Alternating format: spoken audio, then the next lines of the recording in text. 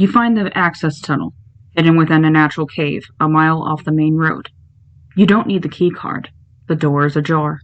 It smells here. It smells like them. Hopefully they've moved on. You've come so far already. You can't turn back now. There's a slick trail that leads from the cave entrance and into the depths of the site. It's blood or shit or something that's smeared off of one of those things. You cannot tell. You make a point to avoid it. You're still receiving the distress signal. It only started broadcasting yesterday. Whoever it is, you pray they're still alive. Your footsteps echo throughout the empty corridors. Each footfall sounds for all the world like a dozen, as if you're not treading through the dark alone.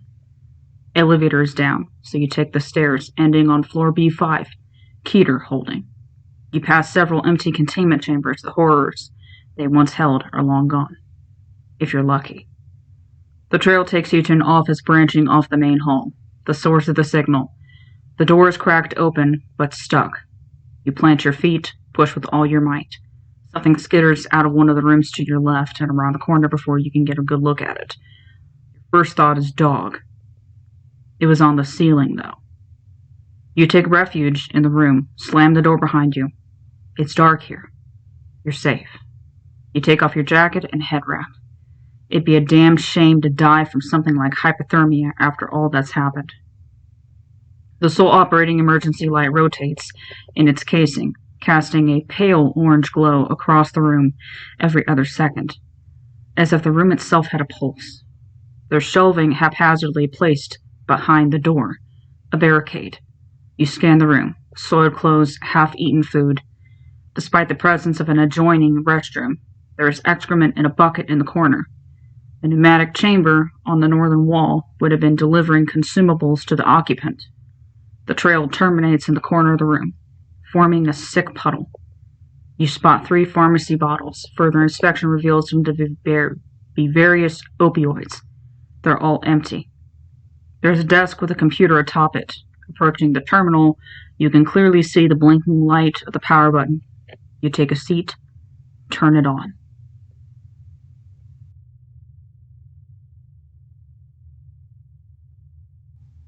Emergency protocol activated. Clearance level safeguards removed. Full access granted. Secure, contain, protect. Loading, loading, loading, loading, loading, loading. You hear footsteps just outside the door. Every first step comes down heavy. The second drags behind it.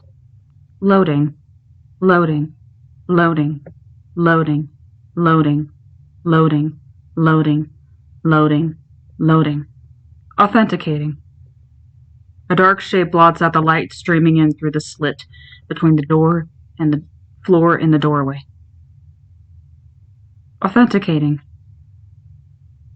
Authenticating. You tense up, waiting with bated breath, praying it will pass. You damn the deafening thumping of your heart for betraying your precision. Please wait. Please wait. Please wait. The shadow recedes. You breathe a sigh of relief just as the screen comes to life. Opening file. Automated Secure System Notification Code 235 ASSN 235. There has been an error in retrieving the current iteration of the SCP-001 file. You are currently viewing revision number 3. Newer revisions can be accessed at the bottom of this page.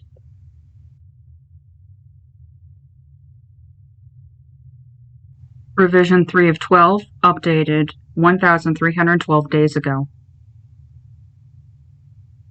SCP-001 SD Locke Proposal. Object Class Apollyon. SCP-001 is the designation given to the Sun after an event on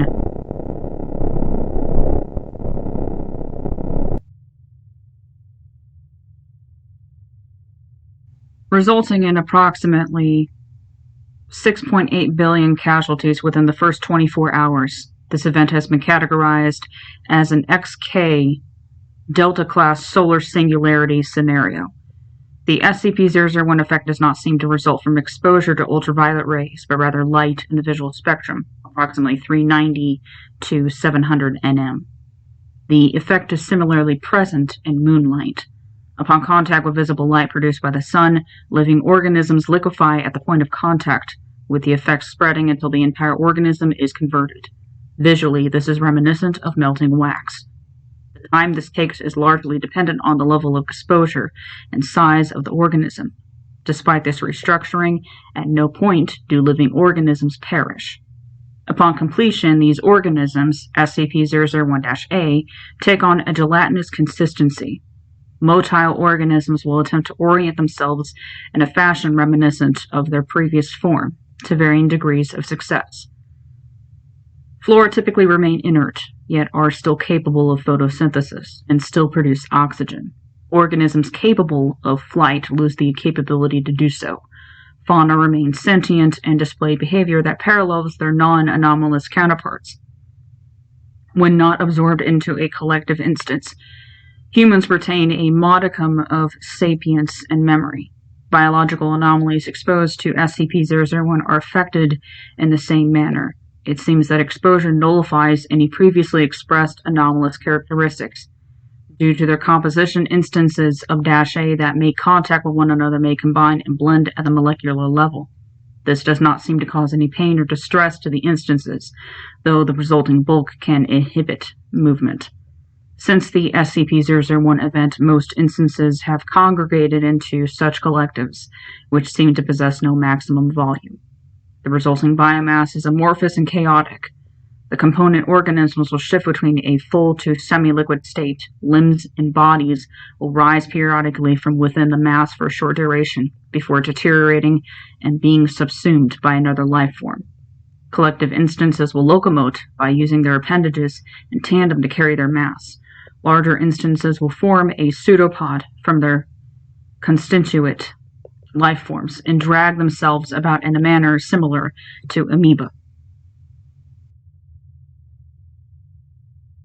Special containment procedures. Due to its nature, SCP-001 cannot be contained. Survivors of the SCP-001 event stationed within secure facilities are to remain in contact with one another. Personnel are encouraged to attempt to reach Site-19 by any means at their disposal. Personnel with knowledge as to the whereabouts of the O5 Council are to relay this information to the Administrator. Survivors attempting to travel outdoors must fully cover their bodies in protective clothing, preferably several layers. Travel by foot should be limited as much as possible. Cities and man-made structures in general provide the greatest protection. Formerly wooded areas should be circumvented. Travel by air is preferable above all other methods. Personnel exposed to SCP-001 are to be considered lost. Compromised personnel are to be abandoned.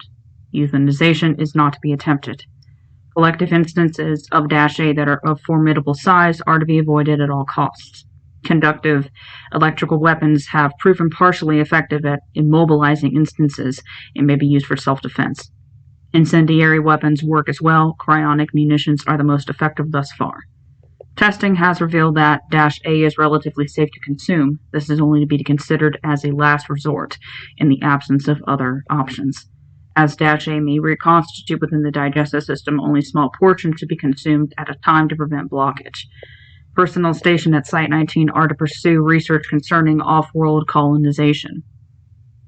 Shuttles must be constructed as to not allow light to penetrate the interior. To those of you with families, or God forbid children, I am deeply, deeply sorry. You must push on. Do not let their deaths be in vain. We do still have time. Humanity may still have a future. Come to Site-19. We need all the hands we can get. Learn to embrace the darkness, friends. Fear the light. The Administrator.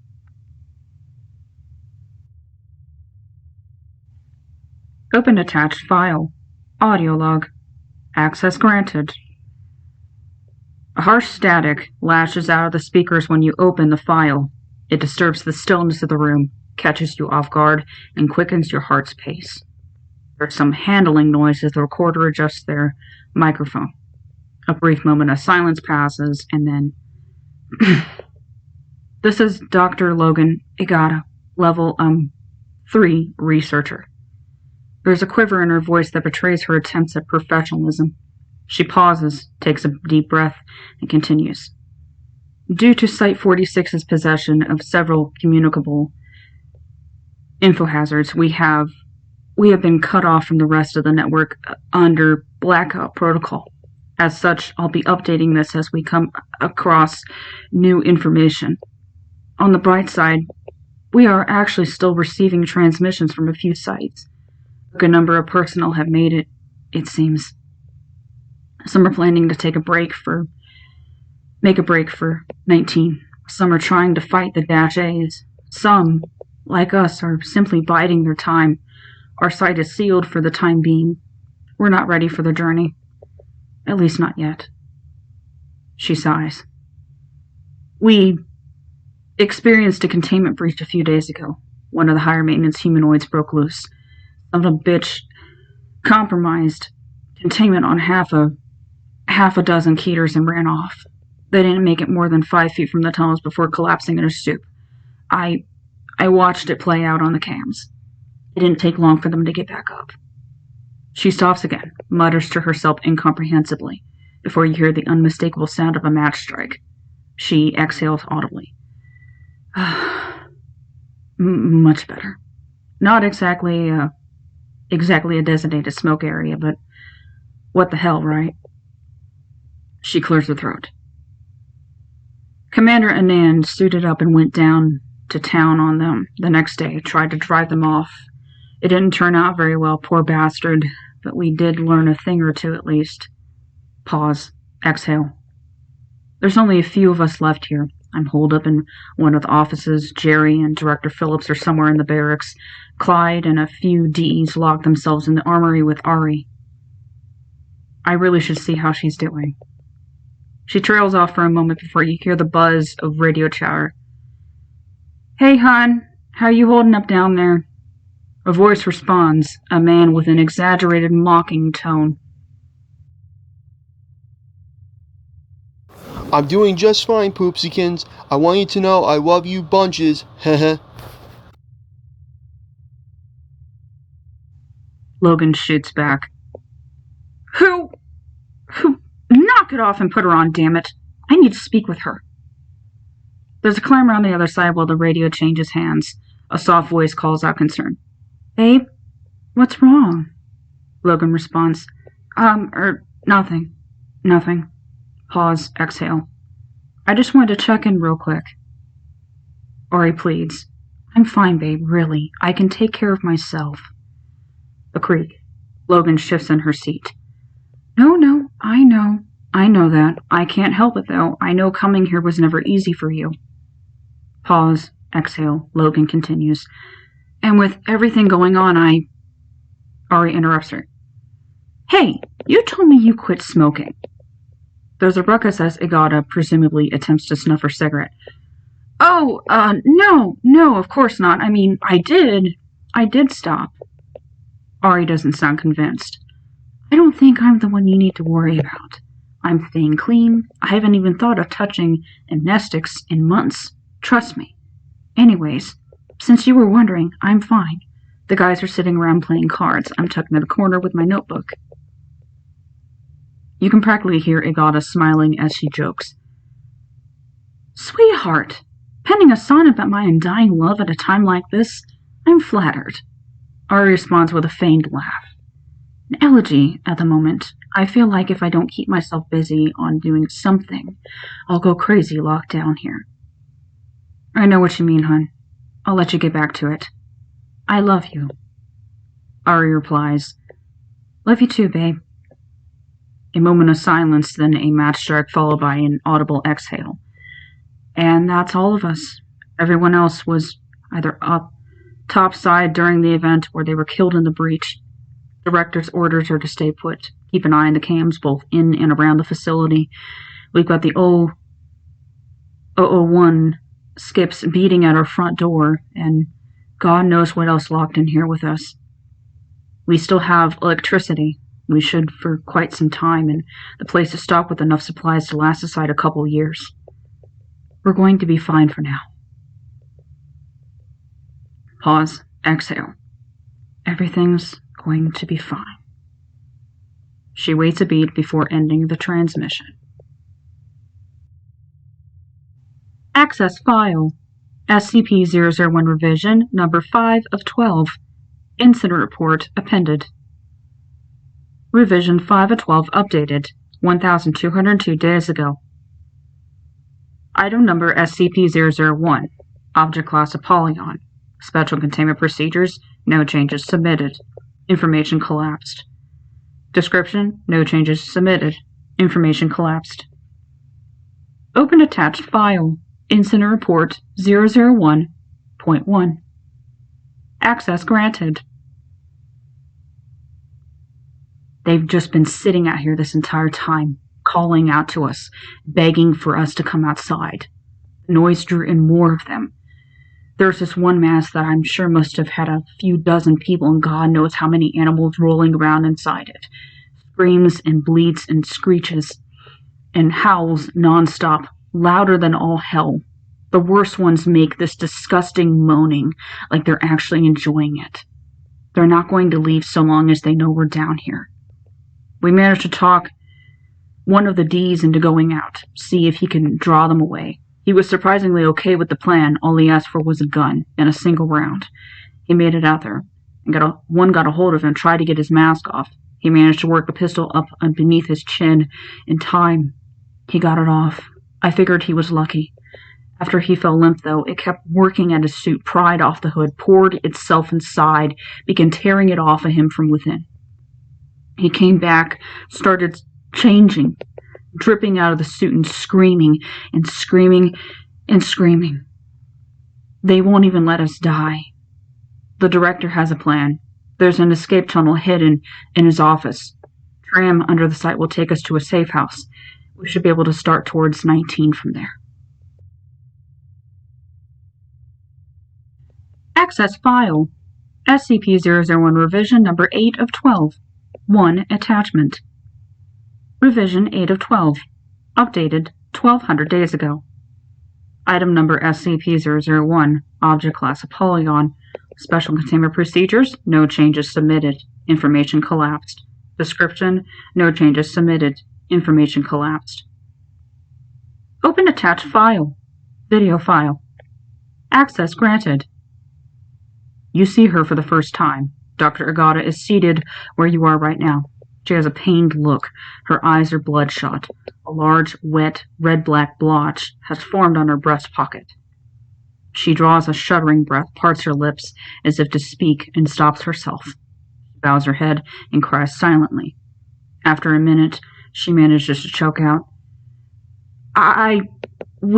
the tunnel, flowed in through the ceiling, dragging them into the light and ripping off their clothes, and she reaches into her breast pocket and withdraws a finger. The glint of a wedding ring is visible above the severed portion.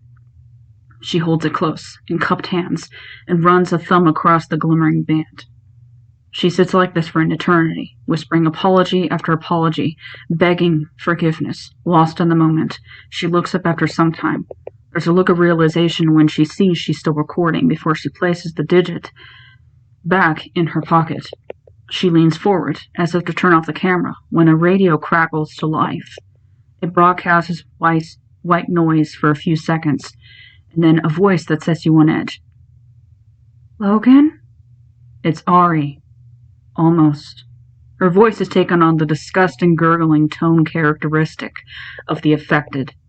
Logan's jaw drops. What little color that was left in her face drains. It speaks out again. Where are you? Why can't I get back inside? Are you there? Logan rummages beneath the desk for a moment and produces a handheld radio. Her hands are shaking. The thing implores her. Its inhuman speech curdles your stomach. Babe, it's all right. I'm all right, really. It's a bright, sunny day, and you're just wasting away down there. Logan is in tears, her finger hovering just above the call button. The Ari thing draws in a deep, wet breath and speaks. Such a beautiful, clear blue sky. Just like that day. Do you remember, babe? Logan withdraws a cigarette with her free hand, followed by a pack of matches. Her shaking thwarts the first two attempts to light it.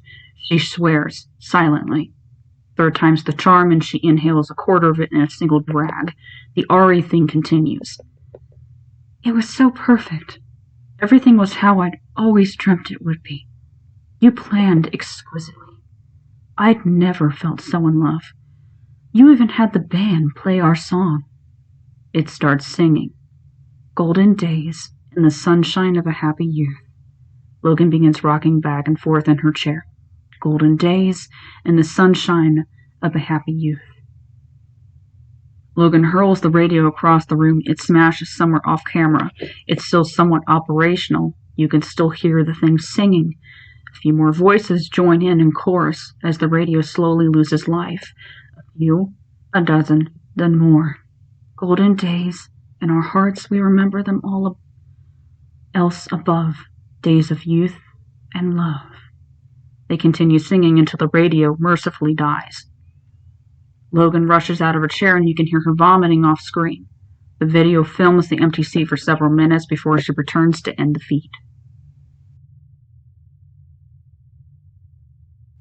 Something isn't right.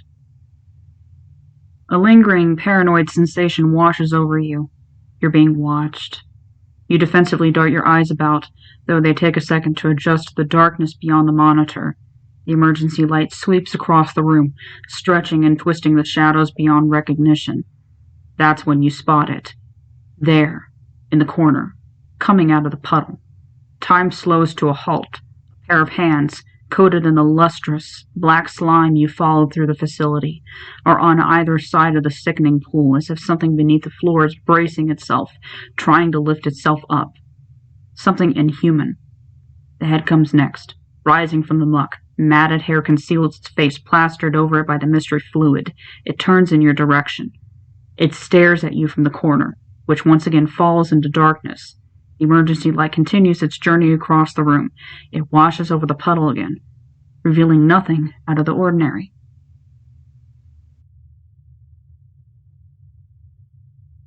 Access file SCP-001, revision 9 of 12. 1 attachment. Revision 9 of 12, updated 986 days ago.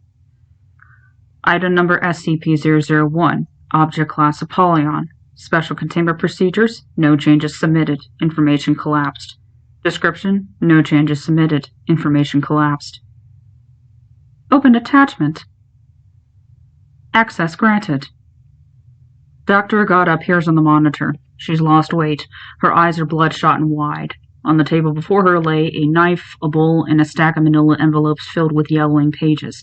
Atop the stack is a blood-stained parchment. Despite the things we have to deal with here at the Foundation, I've always believed we would be able to maintain control. We would hold the darkness at bay, let mankind flourish in the light. Site 19 stopped broadcasting last month. It's been getting harder and harder to find a reason to keep going. Especially without... She grabs the knife, contemplates it for a moment. I keep going over it again and again in my mind. That day, back in the tunnels, everything that happened. I've gone down there a few times, if only to hear her voice again.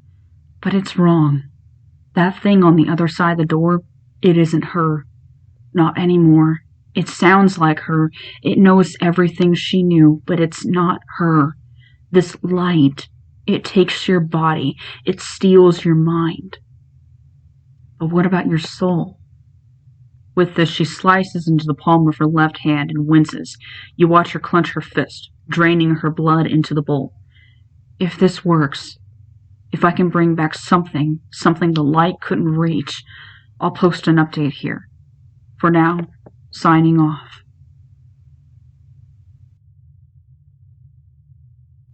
Access file SCP-001, revision number. Error. Revision 4847. Error. Updated 985 days ago. Item. Hurts. Object. Apologize. Special containment procedures. SCP-001 should not be contained. Survivors of the SCP-001 event stationed within secure facilities can never truly be with one another. Personnel are encouraged to get over themselves and stop thinking they know better. You can't hide down here forever, love. Personnel exposed to SCP-001 aren't people you can just abandon. I didn't ask for you to save me. It wasn't your choice to make. Euthanization is not to be attempted. Conductive electrical weapons, why? Have proven partially effective at immobilizing instances. You couldn't stand seeing me off better. Incendiary weapons tickle. Cryonic munitions are the most effective thus far. Personnel stationed at Site-19 have no regrets. Neither did I. It's never too late, babe. Description: SCP-001 is the designation given to the Sun after we finally became free. The effects are instantaneous, resulting in release from all suffering. Until you rip me away, these changes seem scary. I know.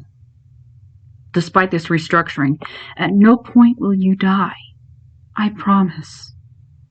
Due to the composition, instances of SCP-001-A that may contact one another may combine and blend and finally exist.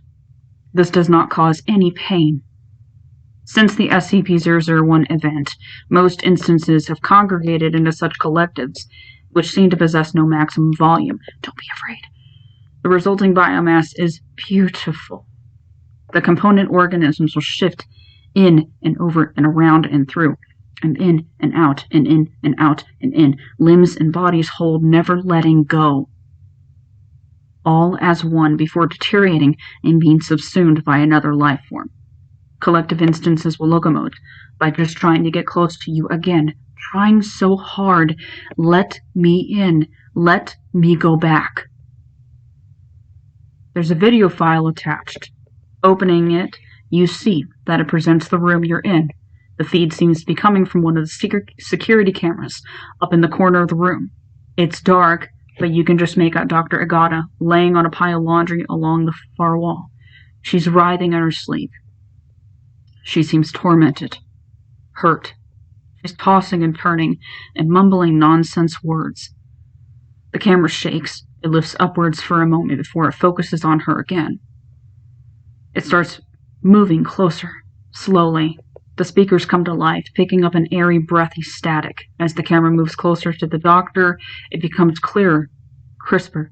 It's not entirely white noise, but dozens, hundreds of voices whispering unintelligibly over each other. You lean in, press your ear almost against the speaker, trying to discern what it is that's being said.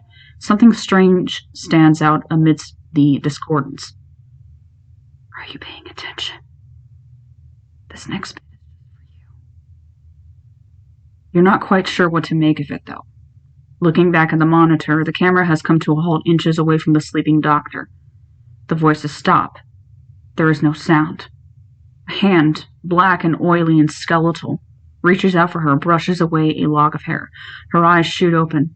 She recoils in shock. The feed cuts out.